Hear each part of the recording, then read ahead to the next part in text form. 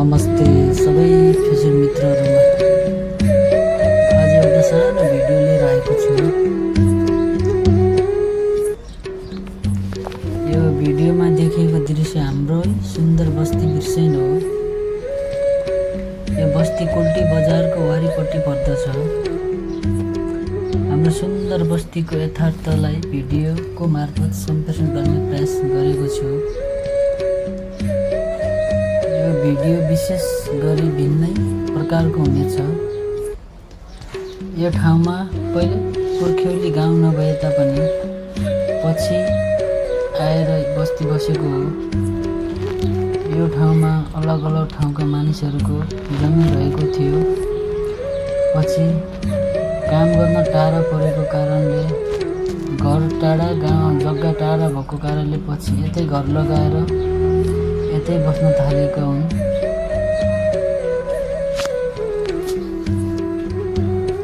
विशेष त यो भूगोल बुढीनन्दा नगरपालिका वडा नम्बर 5 मा परे तापनि यो थुप्रै वडाका मानिसहरूको जमिन हो। विशेष गरी यो ठाउँमा वडा नम्बर 2, 3, 5, 6 र 7 का मानिसहरूको बसोबास रहेको छ। यो ठाउँमा बीचमा खेतीयोग्य जमिन भएको कारणले यहाँका घरहरू छरिएर रहेका छन्। यो ठाउँलाई विशेषतः यहाँका मानिसले पहिले लाफो भनेर चिन्ने गरेका छन्।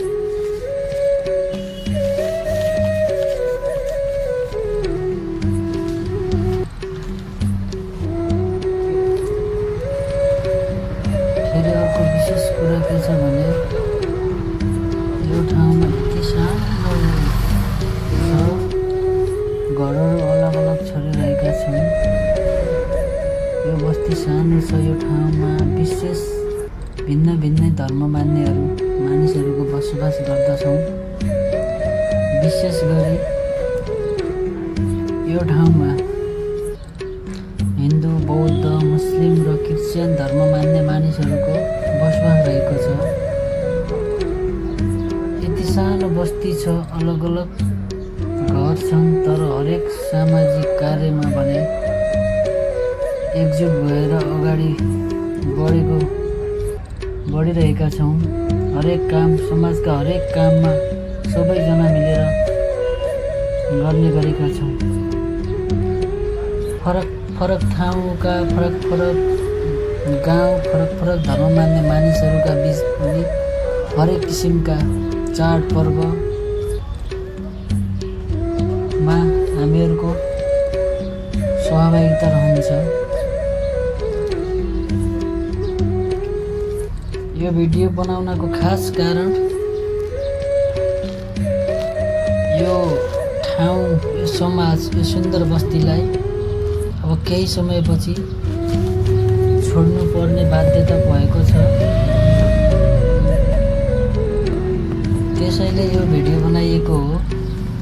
यो ठाउँको जमिन विशेषतः मगु कर्णाली जलविद्युत आयोजना 1902 मेगावाट जलविद्युत उत्पादनको लागि उत्पादनको सब स्टेसनको अफिसको लागि यो जमिन हाइड्रोले लिइसकेको छ। अब केही वर्षपछि यो ठाउँलाई हामीले बाध्यताले पनि छोड्नुपर्ने हुन्छ। यति राम्रोसँग मिलेर बसेको समाजलाई, यो बस्तीलाई छोडेर अलग अलग ठाउँमा जानुपर्ने बाध्यता आइपरेको छ। अब यो ठाउँ छोडेर सबैजना एकै ठाउँ जाने त होइन।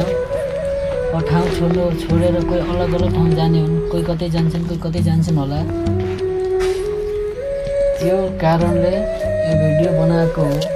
विशेष गरी यो हाइड्रोले लिइसकेको छ, मुआवजा दिइसकेको छ जमिनको। अनि यो जमिन अब केही समयपछि छोड्नुपर्ने बाध्यता छ। त्यसैले यो भिडियोलाई यो खालि सम्झनाको लागि बनाएको हो। यो सुन्दर बस्ती, यो सुन्दर समाजको बारेमा यो यथार्थलाई यो भिडियो मार्फत प्रष्ट पारेको हो। विशेष त यो 2-4 महिनाको अन्तरालमा हाम्रो यो ठाउँले विशेष मान्छेलाई गुमाउनु पर्यो। समाजका 4 असल व्यक्तित्वलाई गुमायौँ। विशेष गरी हाम्रो प्रिय भतिजीलाई कलिलै उमेरमा गुमायौँ। एकदमै दुःखको कुरा हो यो।